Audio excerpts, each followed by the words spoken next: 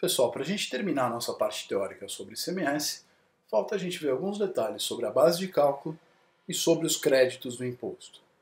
No que tange a base de cálculo, a lei complementar ela vai definir para cada tipo de operação a base de cálculo a ser usada. Então, por exemplo, na saída das mercadorias, o valor da operação, no fornecimento de alimentos em bares e restaurantes, o valor da operação incluindo as mercadorias fornecidas e o serviço, então é tudo, né? Todo o valor da operação no restaurante está sujeito. É interessante conhecer que para restaurantes, a maioria dos estados prevê uma sistemática diferenciada de ICMS que ignora os créditos, ela é opcional, mas o contribuinte pode ignorar os créditos e optar por tributar o faturamento dele a uma alíquota menor do que a alíquota interna. Em vez de tributar 18% tomando crédito, tributa, por exemplo, a 4,2% sem tomar crédito, e para restaurante, principalmente levando em conta o que se agrega de valor, geralmente é bem vantajoso.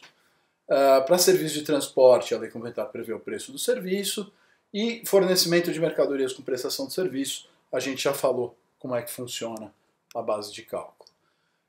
Ainda, a lei complementar prevê base de cálculo do ICMS quando eu tenho transferência de mercadoria de um estabelecimento para o outro do mesmo titular, porque eu não tenho preço da transação, então a lei complementar vai determinar, principalmente nas saídas interestaduais, a lei vai estabelecer que a base de cálculo vai ser o valor correspondente à entrada mais recente da mercadoria, então vejam que pressupõe-se que não se agregou nada de valor, mas como tem alíquotas diferentes, né, ela pode ter entrado com 18% de ICMS, vai sair com 12%, pode terminar com saldo credor, ou às vezes entrou com 7, vai sair com 12, vai terminar uma operação com saldo devedor.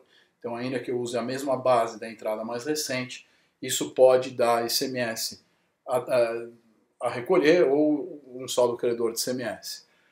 E ela ainda dá outras possibilidades, como o custo da mercadoria produzida, se foi uma mercadoria que eu industrializei, que é a soma do custo da matéria-prima, material secundário, mão de obra e acondicionamento, e se não for industrializada, ainda o preço corrente no mercado atacadista do estabelecimento remetente. Então, nessas transações entre estabelecimentos do mesmo contribuinte, a gente tem que olhar na legislação qual base vai se aplicar.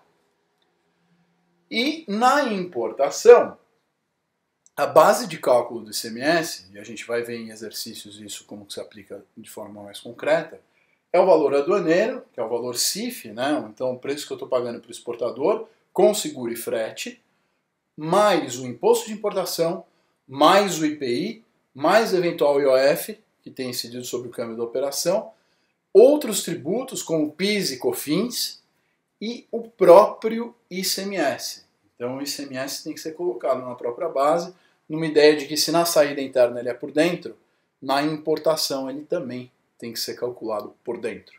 Então a gente vai ver no exercício como que isso funciona.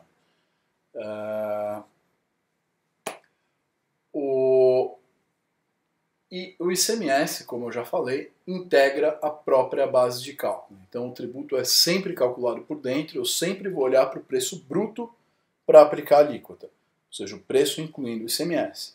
Se a gente estiver trabalhando com preço líquido, quanto que o vendedor quer receber já líquido do ICMS, para apurar a base do ICMS não basta simplesmente multiplicar aquele preço líquido pela alíquota, a gente tem que dividir por 1 menos a alíquota, como a gente já conversou. E um ponto interessante que a gente vai explorar com calma em alguns exercícios também é as saídas que tem IPI e ICMS, quem está na base de quem. Então, por incrível que pareça, isso está previsto na Constituição e a regra é a seguinte: sempre que eu tenho uma saída com IPI e com ICMS, então é uma saída de mercadoria de um estabelecimento industrial que teoricamente industrializou ou foi equiparado ao industrial em relação àquela saída. Vai incidir os dois tributos e o ICMS sempre estará na base do IPI. Então o ICMS é por dentro, o IPI por fora. O IPI não está incluído na própria base, mas ele sempre irá incidir sobre o ICMS. Agora, o ICMS pode ou não incidir sobre o IPI. Então vejam que interessante. Que é o seguinte: se eu tenho um estabelecimento industrial vendendo uma determinada mercadoria, a gente tem que ver qual que é o destino dessa mercadoria. Se a venda for por um outro estabelecimento que é contribuinte do ICMS e que vai dar saída subsequente naquela mercadoria, seja um industrial que está comprando insumo para transformar num produto que ele vai dar saída subsequente, ou num estabelecimento comercial que está comprando para revender, se nos dois casos o produto que foi comprado vai sofrer uma saída subsequente, a regra é a seguinte: o IPI sempre vai incidir sobre o preço com o ICMS, o ICMS nessa saída não vai incidir sobre o valor do IPI. Então o ICMS não incide sobre o IPI, e aqui o motivo é simples. Pensem que a mercadoria está sendo revendida para o industrial para um estabelecimento comercial. E esse estabelecimento comercial vai dar uma saída subsequente. Vamos dizer que o preço de venda foi 100, incluindo o ICMS, sem incluir o IPI. O IPI é de 10%, então vai dar um preço total de 110. Esse estabelecimento que está comprando não recupera o IPI. Isso vai entrar no custo. E presume-se que ele vai vender por alguma coisa acima do custo, já incluindo o IPI. E a saída subsequente vai ser tributada pelo ICMS. Então, naturalmente, em algum momento posterior da cadeia, o ICMS vai incidir sobre o IPI, porque o IPI virou custo. Então, quando tem uma venda de um contribuinte do ICMS e também do IPI para outro contribuinte do ICMS, o ICMS não precisa incidir sobre o IPI agora, porque em algum momento na frente da cadeia ele vai incidir. Lembrando, o IPI sempre incide sobre o ICMS, nunca incide sobre ele mesmo.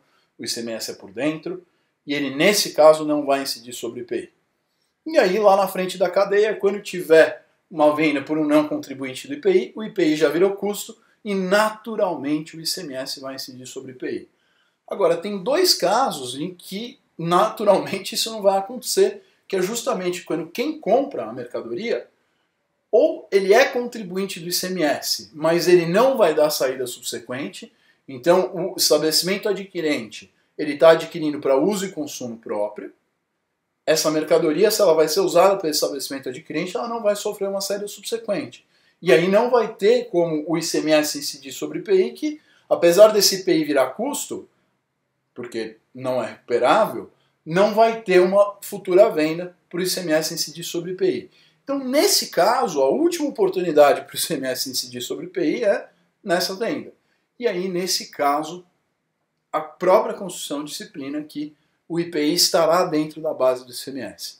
Então, o ICMS está na base do IPI e o IPI está dentro da base do ICMS. Vocês devem estar pensando numericamente como isso vai funcionar, a gente vai ver em alguns exemplos.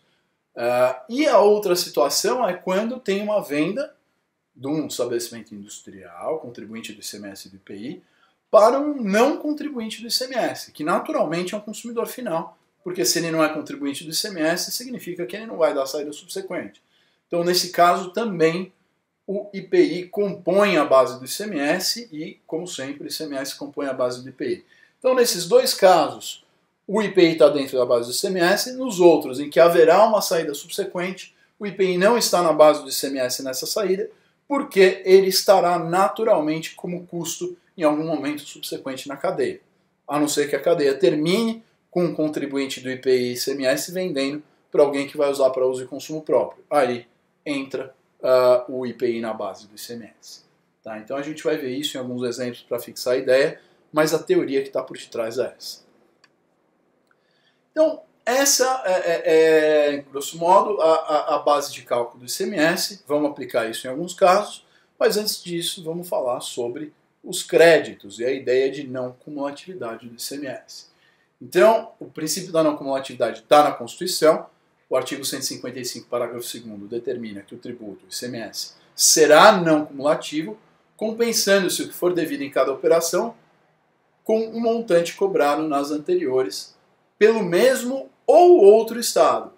Então, aqui é aquela ideia que eu já conversei com vocês, que se tem uma venda interestadual, o estado onde está o estabelecimento em que a mercadoria está entrando, ele tem que dar um crédito do ICMS recolhido pelo outro, que vai abater com o débito, seja de uma saída interna ou seja de outra saída interestadual. Então, crédito e débito em relação ao ICMS de todos os estados em que passeou a mercadoria.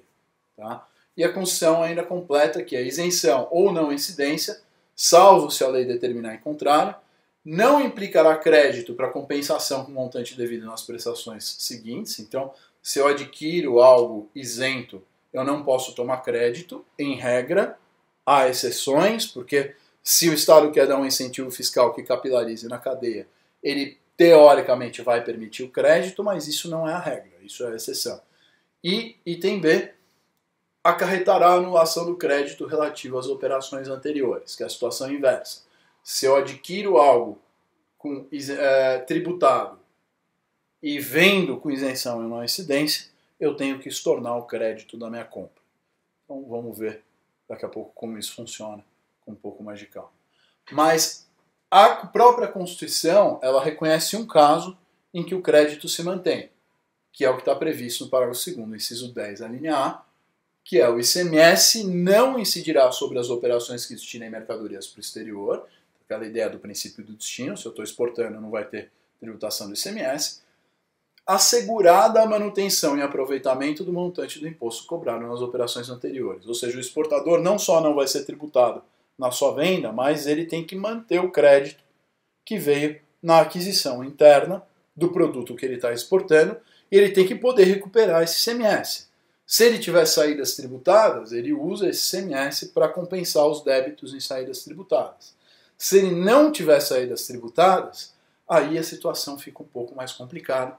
A gente vai ver isso mais para frente, tá bom? Então, só para resumir essa ideia, se eu vendo tributado, mas adquiro com isenção, não incidência ou mesmo alíquota zero, eu não posso tomar crédito de ICMS, tá? Então, esses produtos que vieram sem ICMS destacado não vão me dar crédito, a não ser que tenha uma previsão expressa na lei do Estado em questão. Por outro lado, se eu adquiro produtos tributados e dou uma saída que não tem incidência, aí, novamente, se for por exportação, eu posso manter os créditos, o direito assegurado pela Constituição. Se for em decorrência de isenção ou não incidência nessa saída, eu não posso manter os créditos, eu tenho que estorná-los, a não ser que tenha uma previsão diferente, mas em princípio eu tenho que estornar aqueles créditos.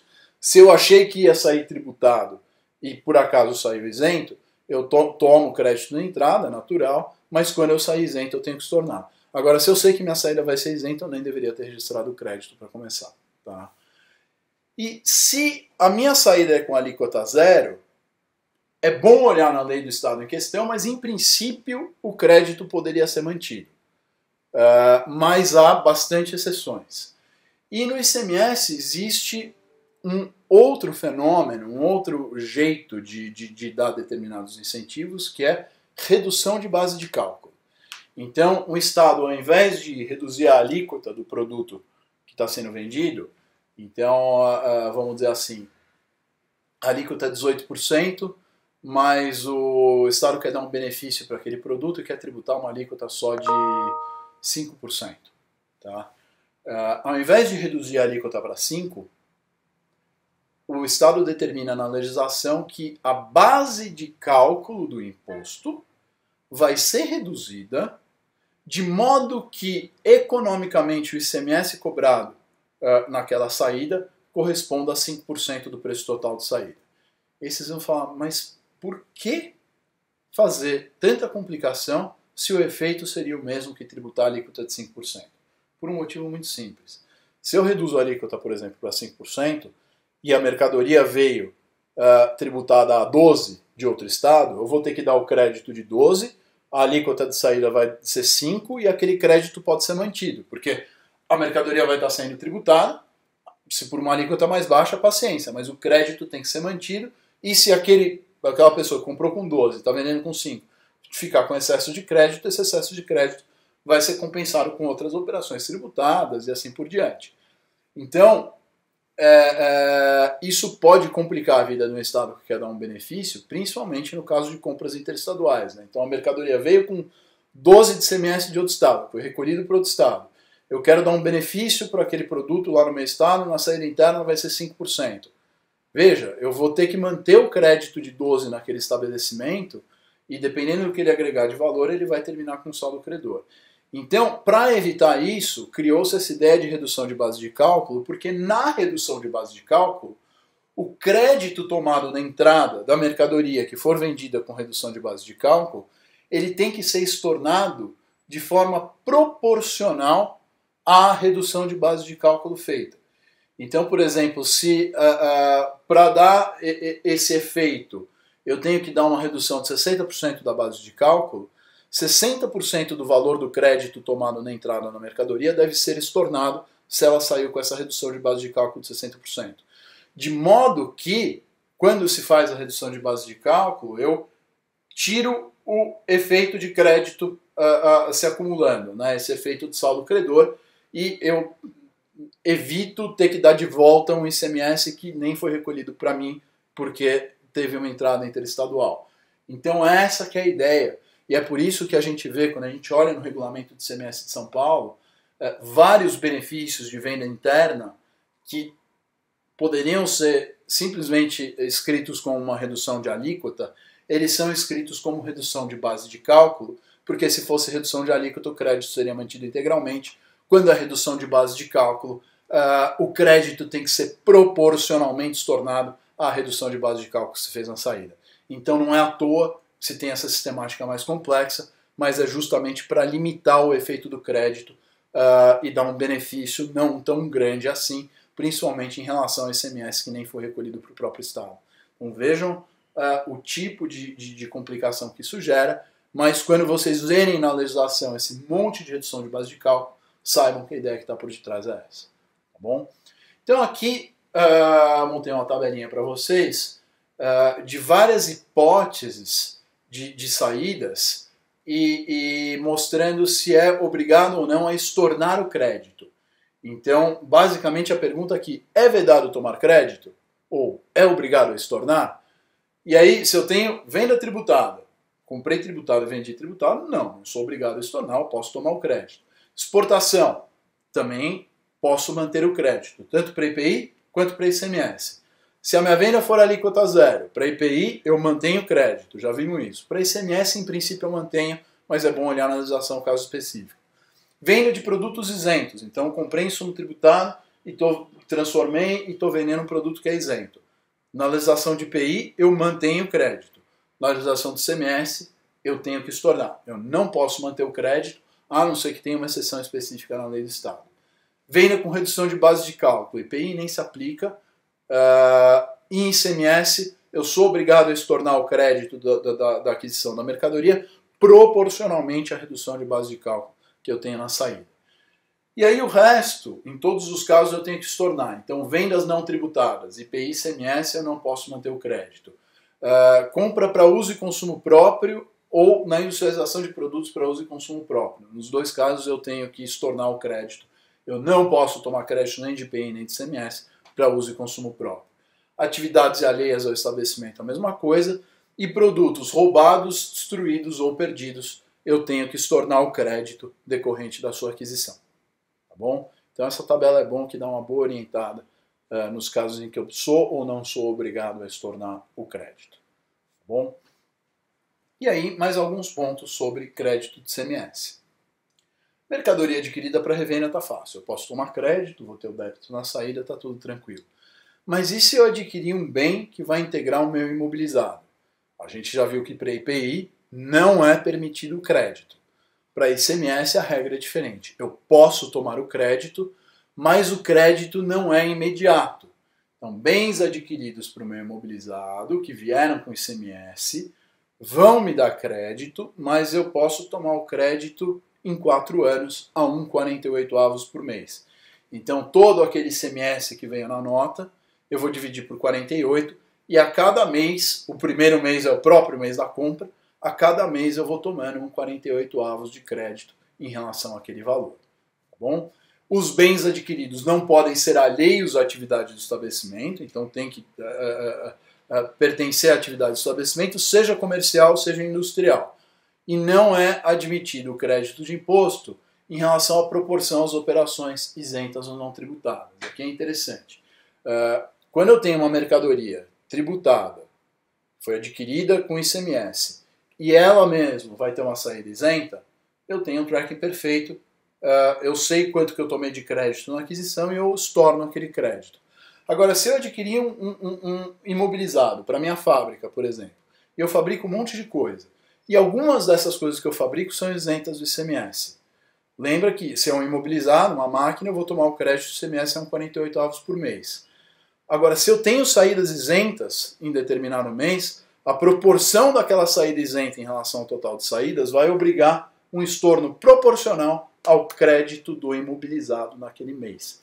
Então, eu tenho que fazer essa correlação e estornar a parcela proporcional do meu crédito de imobilizado do mês em relação às minhas saídas isentas. Tá bom? Se o ativo imobilizado for alienado antes de transcorrido o prazo de 4 anos, ou seja, enquanto eu ainda estou aproveitando o crédito, eu tenho que parar de aproveitar aquele crédito de ICMS sobre imobilizado. Então, eu vendi uma máquina usada depois de 2 anos. Eu usei um 24 avos, os outros 24 48 avos, os outros 24 48 avos eu não vou poder usar. O meu adquirente, desde que se faça o documento fiscal adequado para a transferência dos créditos, ele pode continuar usando esses créditos, mas eu não posso. Tá? Vamos ver um exemplo, então, que tipo de aquisição que vai dar efetivamente crédito de ICMS, e vamos tratar de uma última questão, que é mercadorias adquiridas para uso e consumo próprio e energia elétrica. Então, pensem numa empresa comercial, uma loja, e ela adquire os seguintes produtos num determinado mês. Uma mesa para o vendedor usar, então uma mesa com uma cadeira, que são bens do ativo imobilizado, fogões para revender, então é uma loja de eletrodomésticos que adquire fogões para revenda. Ela adquire também papel higiênico e cafezinho para usar nos banheiros, lá, servir cafezinho para os clientes e para a própria equipe, e ela gasta energia elétrica. Então, 20 mil na mesa que ela comprou, 50 mil nos fogões para revenda, 5 mil no cafezinho e no papel higiênico e 4 mil na energia elétrica. E todos esses vieram com 18% de ICMS destacado. Então a mesa veio com 3.600, no fogão 9 mil, no papel higiênico no cafezinho 900 e na energia elétrica 720. O que vai dar crédito?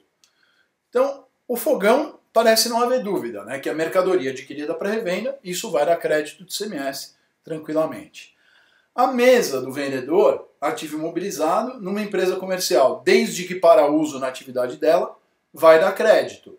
Mas, já vimos, o crédito dos 3.600 não é imediato. Ela vai tomar o crédito a 1,48 avos por mês a partir do mês de aquisição. Então ela vai tomar 1,48 avos desses 3.600 no primeiro mês, e aí, nos meses subsequentes, nos próximos 4 anos, ela vai apropriando o restante do crédito. Agora, e o papel higiênico, o cafezinho e a energia elétrica? Esses são adquiridos para uso e consumo próprio. E até hoje, a lei do ICMS não permite que mercadorias adquiridas para uso e consumo próprio, inclusive energia elétrica, numa empresa comercial, deem crédito de ICMS. Quando vocês leem a Lei Complementar 87, ela nos induz ao erro, porque quando a gente lê o artigo sobre créditos, ele fala que dá crédito de energia elétrica e uso e consumo próprio.